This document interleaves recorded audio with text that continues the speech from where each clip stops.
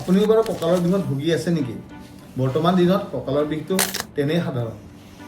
ইয়াৰ মূল কাৰণটো হৈছে আমি আমাৰ স্পাইনেল হাইজিনটো মেইনটেইন নকৰোঁ।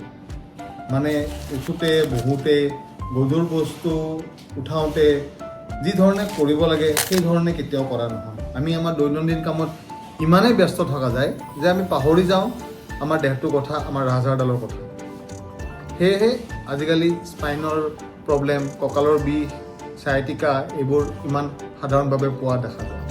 কঁকালৰ বিষ সাধাৰণতে ইমান ভয় খাবলগীয়া নহয়। ই সাধাৰণতে কিছুমান সামান্য এক্সাৰচাইজ, দুই এটা ঔষধতে ভাল হৈ যোৱা দেখা যায়। কিন্তু 4টা ৰেড ফ্লেগ চাইন্স আছে, যিকেইটা থাকিলে আপুনি আপোনাৰ কঁকালৰ বিষ লৈ চিন্তিত হ'ব পাৰে। কঁকালৰ বিষ বহুদিনীয়া আৰু ই ৰেষ্ট ল'লেও কমি নাযায়। 2 নম্বৰটো হৈছে কঁকালৰ বিষ ভৰিলৈকে নামি যোৱাটো। এখন ভৰিও হ'ব পাৰে, নাইবা 2খন ভৰিও হ'ব পাৰে।